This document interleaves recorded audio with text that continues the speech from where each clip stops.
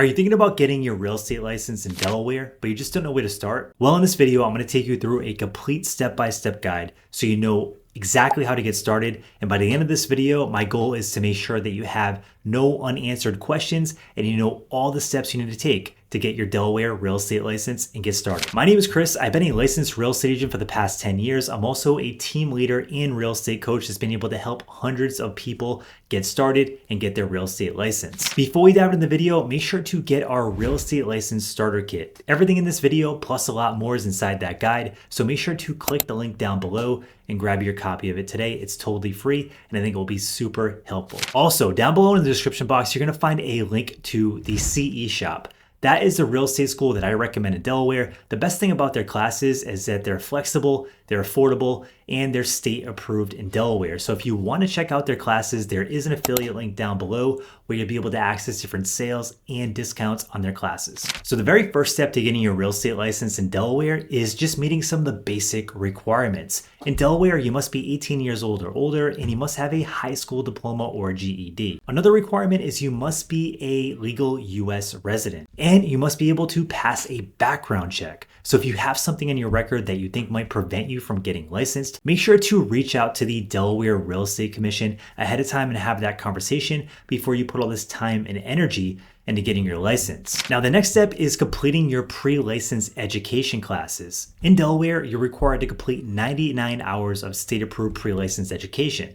And yes, I know 99 hours is a lot of time to invest, especially if you have a 9-to-5 job or other things like other obligations going on in your life. With that being said, there is some good news. You could take these classes in person or you could take them online. I actually suggest the online option because they're much more flexible and a lot more convenient. So you save that drive time driving back and forth to the real estate school, and you still get the same great support that you would get in the in-person classes. The good news is during these 99 hours, you're gonna learn a lot of great things, such as real estate law, real estate math, real estate finance. These are all things that you're gonna use on a regular basis. Before I got into real estate, I was in finance, and I actually thought I knew quite a bit about real estate. But after taking these classes, I realized that there was so much more to learn. And I got a ton of good information just by taking these classes. So although 99 hours is a lot of time to invest, you're gonna be learning a lot of new things, which is always great. Now, once you complete your pre-license education classes, it's time to schedule and pass your exam. The exams in Delaware are held by Pearson VUE, and the best way to schedule is to go on their website or give them a call. Just make sure to give them at least 24 hours notice in advance. Now, when you get to the testing center on test day, you're gonna wanna bring a couple basic things. The first thing is a basic non-scientific calculator for the math portion of the exam.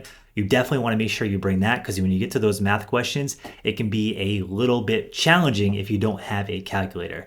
And also, you're going to want to bring 2 forms of identification. This can be a debit card, a credit card, a driver's license, a passport. Just make sure that you bring 2. So now you're probably wondering when you get into the testing center what to actually expect. Well, the exam itself is all multiple choice, and that's the good news. But don't take it too lightly because a lot of people do struggle with the exam. And the questions themselves can be written in a way that's a little bit tricky. So what I suggest you do is read each question multiple times before you finally submit your answer. Now, they don't set the tests up this way to trick you or hope that you fail. They just want to make sure that you understand the concepts before they pass you out a real estate license. So make sure to read each question multiple times before you finally submit your answer. Also, as you go through this exam, if there's something that you just are not sure about, skip it and then come back to it later. The good news is you have plenty of time to complete the exam and you don't have to rush through it. In fact, the people that do rush through this exam usually end up failing the exam. So make sure that's not you. Now, the exam itself is broken into 2 separate parts. You have a state portion of the exam and a national portion of the exam. You have to pass both portions of the exam. Now, in order to pass, you need to get a 70% score or higher on both of these exams. Now, if you fail one and pass the other, you just have to come back and retake the portion that you failed. That's the good news. Now, if you failed the exam, don't beat yourself up too much and definitely don't quit. I know so many people that failed this exam. In fact, I know people that failed the exam multiple times and they went on to be rock star real estate agents and they've gone on to be super successful. So Don't take it as a sign that you're going to be bad at real estate. Just take it as a sign that you need to study a little bit more and then give it another try. Now, if you did pass, it's time to celebrate because we're one step closer to getting your license. Step number 4 is completing your fingerprinting and background check. In Delaware, this is done through the Del Pros system. It's online, and you're gonna wanna make sure you get this done before we move to the next step. The next step is applying for your real estate license. And this is done through the Delaware Professional Regulation and Licensing Board. To do this, you're gonna go get the application, and then we're gonna package everything we've done up so far. So we're gonna get the proof that we completed our 99 hours of state-approved pre-license education classes. Then we're also gonna get proof that we passed our real estate exam with a 70% score or higher. And then we're gonna get our fingerprinting and background check that we completed, package it all together with our license application, and then send it off. Now, the next step is a little bit fun, and that's choosing your sponsoring broker. But even though it's fun, it's also a very serious step. And if you pick the wrong sponsoring broker, you can end up in a really bad situation and you can cause yourself a big setback, or worst case scenario, you might not get the support and mentorship you need and you might fail out of the business. So I want to give you a couple of the top questions that I would ask if I was interviewing with a brokerage all over again. The first question to ask is, what kind of mentorship and training do you provide for brand new agents? So the first part of the question is mentorship. Mentorship is very important for new agents. I remember when I just got started, I was running around, I was showing houses, I was trying to write offers, and then I would get to these steps, like for example, submitting my first offer, and then had no idea what I was doing. I had no idea what kind of paperwork I was dealing with, and I just didn't feel confident advising my client. So that's where a mentor comes in. You know, someone to be able to guide you through all those steps is super important. So you want to ask if you're going to get a mentor for your first 3 to 5 deals. And if you do, when can you contact that mentor? Is it any time? Is it only certain days? Is it only certain times? That's a super important question and something to get out of the way right up front. The next question is the training. So training can be things like classes or courses, things that's going to teach you to get your business off the ground as a brand new agent. This one is very important because not all brokerages have training for new agents. Some brokerages just have generic classes, and you might be in classes where curriculum is based around experienced agents that have an established business where you're just trying to get your business off the ground. So you want to ask if they have anything specific for brand new agents. The next question to ask is, how are you going to help me market my business? Did you know that 87% of real estate agents fail? I heard this statistic and I was just like, wow, this is a really high failure rate. And this is part of why I decided to start creating content for new agents, because I wanted to help them succeed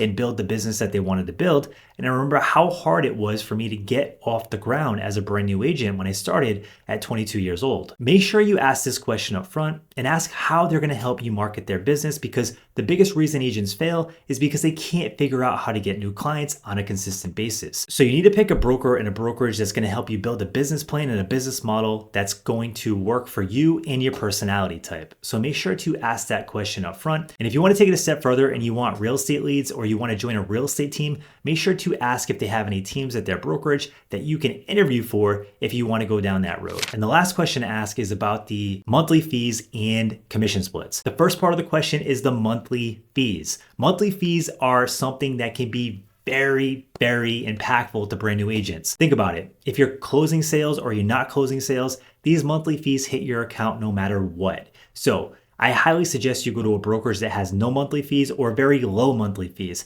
If you go to a brokerage that has high monthly fees, this hits your account whether you're selling or not. And if you don't have a lot of money saved, this can get painful pretty quick. The second part of that question is the commission splits. Now, before I get into commission splits, I do want to say that it's not the most important thing. Now, when I first started and I got started in this career, I was always looking for the highest commission split. I wanted to make the most money per deal. I was like, why do I need to give my commission to some broker that's really not involved with the deal? I had a really negative mindset, and it really set me back, to be honest. So I highly suggest you pick a brokerage that's going to give you the support and mentorship you need, and not just good commission splits. That's a very important thing. But definitely ask the question because you're a business person and you want to get down to the bottom line. So the question is, what commission splits do you offer? And the best way to get down to the bottom of it is say, hey, if I was to make a $10,000 commission, how much of that do I actually get to take home after royalties, after broker review fees, and after the actual split itself? This will give you the bottom line, and you'll be able to tell pretty quickly what your real commission split is. So now that you know all the steps to get licensed, you probably have a couple questions. So I'm going to answer the top questions that I get on a regular basis, and hopefully they answer the questions you have. So the very first question is, how much does it actually cost to get your real estate license in Delaware? It really depends on what brokerage you pick, what classes you choose, and if you can get any sales or discounts on those courses, and also if you decide to upgrade to any exam prep tools. Another factor is how many times you actually fail the real estate exam, because every time you do that, you have to repay to take the exam. But on average, I estimate anywhere between $1,000 and $1,300 to get this done. So all in all, considering the potential upside that this career has, it's really a low startup cost. And that's the good news. The next question I get is, how long does it actually take to get your real estate license? Well, in Delaware, since you have to do 99 hours of state-approved classes, I estimate anywhere between 7 to 14 weeks to get this done. And this really depends on how hard you work, how disciplined you are, and how fast you go through the classes and study the material. The next question I get is the real estate exam hard? And the truth is, the exam can be hard. Unfortunately, a lot of people do fail this exam, but it doesn't have to be that way. There are so many study tools and exam prep tools out there that can help you pass the exam if you're struggling with the textbook. I remember back when I was taking my exam, I would just read through this boring textbook every day, and I was just getting exhausted because I felt like I wasn't retaining the information and I was just lacking the confidence I needed to take the exam. So eventually I found an exam prep tool, and that helped me build that confidence I needed, because what it would do is it would put me through tests like simulations, and it would quiz me. And over time, I really built the confidence I needed to go take the exam on test day. So if you want to upgrade to one of these tools and you're just tired of studying with textbooks, there's an affiliate link down below in the description to CompuCram. That's the tool that I recommend using if you want to give yourself an extra edge when taking the real estate exam. And the last most common question I get is, can you do this career part-time? And the truth is, you absolutely can. I know so many agents that are part-time. I know so many agents that started part-time and then became full-time. It's entirely up to you. And that's the best thing about real estate. You can build this career however you want to build it. If you want to be a part-time agent and help a couple extra people per year with their real estate files and makes extra income, you totally can do that. Or if you want to start part-time and then build a business and become very successful and a top producer, as long as you do the work and you make the effort, over time you can do that as well.